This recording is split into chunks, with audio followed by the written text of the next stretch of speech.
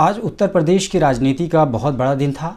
आज आपको पता होगा कि उत्तर प्रदेश के ज़िला मऊ के हल्दर मैदान में समाजवादी पार्टी और ओम प्रकाश राजभर की पार्टी जो थी वो दोनों एक साथ रैली कर रही थी और वहीं दूसरी तरफ उसके पैरेलल मुजफ्फरनगर में असदुद्दीन ओवैसी की पार्टी रैली कर रही थी।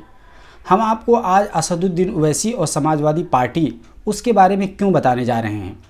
तो बात दरअसल ये है कि असदुद्दीन ओवैसी भागीदारी संकल्प मोर्चा के एक मेंबर थे, लेकिन भागीदारी संकल्प मोर्चा यानी ओम प्रकाश राजभर ने जो भागीदारी संकल्प मोर्चा बनाया था वो समाजवादी पार्टी के साथ आधिकारिक तौर पर आज यानी 27 अक्टूबर को मऊ के हल्दर मैदान में विलय हो गया और उसने घोषणा कर दी कि वो समाजवादी पार्टी के साथ मिल करके 2022 का चुनाव लड़ेगा। आपको याद होगा कि अभी पिछले 20 अक्टूबर को ओम प्रकाश राजभर ने समाजवादी पार्टी के मुखिया अखिलेश यादव से मुलाकात की थी और उसके बाद हमने एक वीडियो भी बनाया था। वीडियो हम यहाँ पर दे देंगे, लास्ट में उसको देख भी लीजिएगा। और मुलाकात करने के बाद उन्होंने अपनी पूरी रणनीति को 27 अक्टूबर के लिए पोस्टपोन कर दिया था, क्योंकि 27 अक्टूबर को सुहेलदेव भारतीय समाज पार्टी का 19वां स्थापना दिवस है, क्योंकि 2002 में सुहेलदेव भारतीय समाज पार्टी का गठन हुआ था। तो आपको बता दें कि 27 अक्टूबर की ओपी राजभर वाली इस जनसभा में उत्तर प्रदेश के पूर्व मुख्यमंत्री अखिलेश यादव मुख्य अतिथि के रूप में रहे और ओपी राजभर ने पूरी तरीके से बहुत ज़बरदस्त गैदरिंग इकट्ठा की थी, यानी 35,000 कुर्सियां लगाई थी और उसके अलावा भी बहुत बड़ी संख्या में लोग खड़े और बैठे नज़र आ रहे थे। यानी कह सकते थे कि लाखों का मजमा था। वो ये दिखाना चाह रहे थे कि अखिलेश यादव हम तुम्हारे साथ ज़रूर हैं, लेकिन उन तमाम तामझाम के साथ तुम्हारे साथ हैं और इस वक्त हम तुम्हें प्रभावित करेंगे ताकि हम आगे चल करके आपसे बार्गेनिंग कर सकें सीटों को लेकर के भी, और उसके अलावा हम अपना वर्चस्व आप पर दिखा सकें ताकि आप हमें आसानी से और हल्के में ना ले सकें। अखिलेश यादव और ओपी राजभर ने और किस तरह की बातें कही हैं वो तमाम बातें हम आगे आपको बताएंगे, लेकिन इस वक्त हम आपको ये बता दें कि दरअसल असदुद्दीन ओवैसी भागीदारी संकल्प मोर्चा के जब रुकन थे तो असदुद्दीन ओवैसी को क्यों नहीं बुलाया गया। तो सबसे पहले हम असदुद्दीन ओवैसी की पार्टी की बात करेंगे और आपको बताएंगे कि ठीक उसी समय जिस वक्त मऊ के हल्दर मैदान में अखिलेश यादव और ये तमाम लोग भाषण दे रहे थे, ठीक उसी समय मुजफ्फरनगर से लाइव सभा चल रही थी और वहाँ से वो लोग भी यानी असदुद्दीन ओवैसी और उनकी पार्टी के लोग वहाँ से जनसभा कर रहे थे। तो असदुद्दीन ओवैसी की पार्टी के लोगों ने किस तरह की बातें मुजफ्फरनगर में कही हैं, आइए सबसे पहले आपको ये बताते हैं। दरअसल असदुद्दीन ओवैसी की पार्टी के जो यहाँ के प्रदेश अध्यक्ष हैं जिनका नाम है शौकत अली, उन्होंने अपनी भाषण की शुरुआत यहाँ से की। शौकत अली ने कहा कि आज़ादी के बाद दिसंबर के महीने में लखनऊ के रिफाह आम मैदान के अंदर एक कन्वेंशन बुलाई गई थी जिसमें मौलाना अबुल कलाम आज़ाद सदर थे।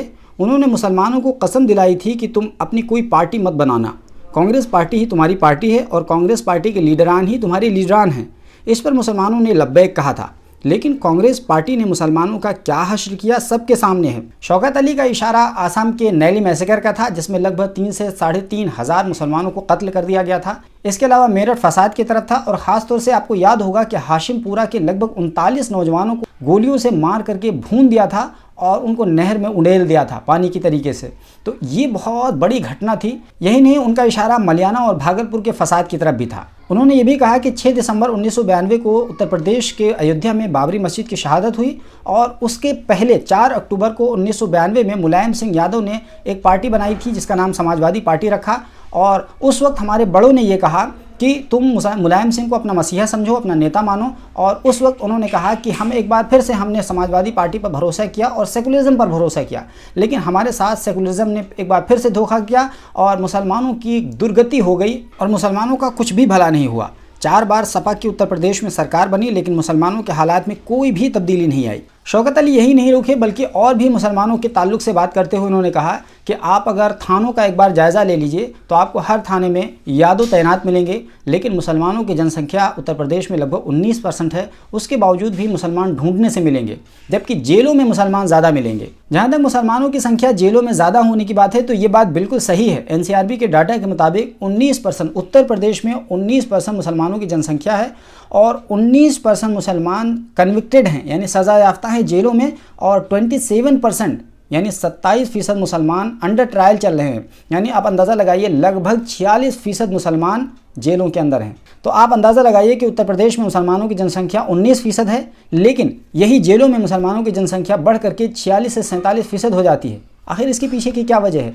तो उन्होंने जो मुद्दा उठाया वो बिल्कुल सही उठाया और यहाँ पर आपको एक बात याद दिलाते चलें कि सन 2012 में जब समाजवादी पार्टी की सरकार उत्तर प्रदेश में बनी थी और अखिलेश यादव मुख्यमंत्री बने थे, तो उससे पहले जब चुनावी जनसभाओं में उन्होंने क्या कहा था? उन्होंने कहा था कि उत्तर प्रदेश में मुसलमानों के साथ न्याय होगा और मुसलमानों को 18% रिजर्वेशन दिया जाएगा और जितने भी बेगुनाह मुसलमान कैदी जेलों में बंद हैं उनकी रिहाई की कोशिश की जाएगी। अब यहाँ पर सवाल है कि क्या अखिलेश यादव की सरकार ने मुसलमानों के साथ न्याय किया और उनको 18% रिजर्वेशन दिलाया और बेगुनाह मुसलमान कैदियों की रिहाई के लिए कोशिश की? तो इसका जवाब है नहीं। अब ऐसे में एमआईएम के प्रदेश अध्यक्ष शौकत अली ने जो अखिलेश यादव पर सवाल उठाया वो बिल्कुल सही सवाल था और उसका जवाब अखिलेश यादव के पास यकीनन नहीं होगा।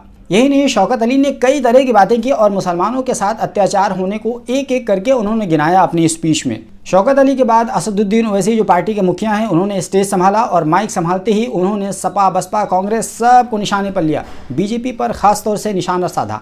उन्होंने कहा कि मुसलमानों, तुम सपा, बसपा, कांग्रेस और आरएलडी के लिए कब तक दरी बिछाते रहोगे? अब दरी बिछाने का वक्त नहीं है बल्कि स्टेज पर खड़े होने का वक्त है।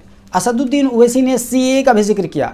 उन्होंने सीए के बारे में कहा कि जब सीए पास हो रहा था पार्लियामेंट में तो सबसे ज़्यादा किसने बोला था? और ये बात बिल्कुल सही है कि असदुद्दीन ओवैसी ने सबसे ज़्यादा आवाज़ उठाई थी और समाजवादी पार्टी, टीएमसी और इन तमाम लोगों ने सदन से वॉकआउट कर दिया था। और वॉकआउट का मतलब वाकई में खामोश समर्थन ही होता है। इतना अगर कोई समझदार है तो समझ सकता है। तो कुल मिलाकर उन्होंने समाजवादी पार्टी को निशाने पर लिया और यही नहीं, बीजेपी और बीजेपी समर्थकों को भी उन्होंने निशाने पर लिया। उन्होंने मोहम्मद शमी का जिक्र करते हुए ये कहा कि हिंदुस्तान और पाकिस्तान के बीच में मैच हुआ और बदकिस्मती से हिंदुस्तान ये मैच हार गया और उस हार का ठिकरा मोहम्मद शमी के सर फोड़ा गया। हालांकि मोहम्मद शमी बेहतरीन बॉलर हैं। ओवैसी ने हाल ही में हुए त्रिपुरा की घटना की तरफ इशारा करते हुए कहा कि त्रिपुरा में 15 मस्जिदों को नुकसान पहुंचाया गया है। उन्होंने साथ ही साथ तस्लीम अहमद, जो मध्य प्रदेश में चूड़ी बेचने वाला शख्स था जिसकी पिटाई हुई थी, उसका भी जिक्र करते हुए कहा कि 3 हफ्ते हो गए तस्लीम अहमद को मध्य प्रदेश के जेल में रखा गया है और कोई पूछने वाला नहीं है। साथ ही साथ उन्होंने मौलाना कलीम सिद्दीकी का भी मुद्दा उठाया और कहा कि मौलाना कलीम सिद्दीकी के मसले पर कोई भी बोलने के लिए तैयार नहीं है। तो असदुद्दीन ओवैसी ने कई सारी बातें कहीं। उन्होंने बीजेपी को भी घेरा, समाजवादी पार्टी को भी घेरा और ये कहा कि बीजेपी जो सबका साथ सबका विकास की बात करती है वो कहाँ पर है जब मस्जिदों को निशाना बनाया जाता है, और समाजवादी पार्टी कहाँ पर है जब मौलाना कलीम सिद्दीकी को गिरफ्तार किया जाता है, तो वो एक लफ्ज़ तक क्यों नहीं बोलते हैं। तो कुल मिलाकर के उन्होंने दोनों को घेरने की कोशिश की। अब आइए दूसरे मुद्दे पर आते हैं और बात करते हैं मऊ के हल्दर मैदान में होने वाले ओपी राजभर और अखिलेश यादव के संयुक्त सम्मेलन की। ओवैसी को क्यों नहीं शामिल किया गया, आगे उस पर हम बात करेंगे, लेकिन सबसे पहले आपको बताते हैं कि दरअसल हल्दर मैदान में क्या कुछ बातें हुई। तो मऊ के हल्दर मैदान में ओपी राजभर ने अपनी शक्ति दिखाई, अखिलेश यादव को प्रभावित किया और बीजेपी पर ज़बरदस्त निशाना साधा और महंगाई के मुद्दे पर और प्राइवेटाइजेशन के मुद्दे पर कई मुद्दों पर बीजेपी को घेरने की कोशिश की।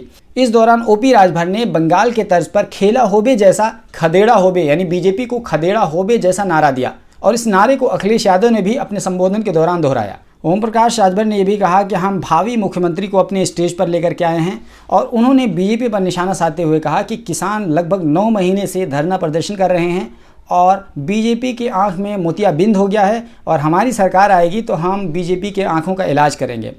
इसके अलावा ओपी राजभर ने अपने तमाम भागीदारी संकल्प मोर्चा के सहयोगियों का नाम लिया, लेकिन असदुद्दीन ओवैसी और शिवपाल यादव का नाम नहीं लिया। यहाँ पर एक ख़ास बात और देखने को मिली कि समाजवादी पार्टी के मुखिया अखिलेश यादव और ओम प्रकाश राजभर दोनों ने एकता दिखाने की कोशिश की, एक अपने ड्रेसअप के ज़रिए से भी।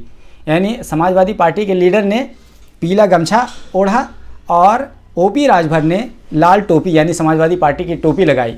तो एक तरीके से आपस में सहयोग और तालमेल दिखाने की कोशिश की गई। ओम प्रकाश राजभर के बाद अखिलेश यादव ने माइक संभाला। लगभग आधे घंटे तक उन्होंने भाषण दिया और इस आधे घंटे के दौरान उन्होंने कई तरह की बातें कहीं और सीधे सीधे बीजेपी को आड़े हाथों लिया, हर मुद्दे को टच किया, केंद्र सरकार को भी निशाने पर लिया, प्रदेश सरकार को भी निशाने पर लिया, किसानों का मुद्दा उठाया, महंगाई और बेरोजगारी का मुद्दा उठाया, कई सारे मुद्दे पर बातें की और अपने पूरे भाषण में उन्होंने ऊर्जापूर्वक ये बताने की कोशिश की कि आने वाले 2022 के विधानसभा चुनाव में समाजवादी पार्टी की सरकार बनने जा रही है। अच्छा, यहाँ पर आपने ये देख लिया कि मऊ के हल्दरपुर मैदान में समाजवादी पार्टी और ओपी राजभर द्वारा किस तरह की बातें कही गई और उधर मुजफ्फरनगर में ओवैसी की पार्टी द्वारा किस तरह की बातें कही गई।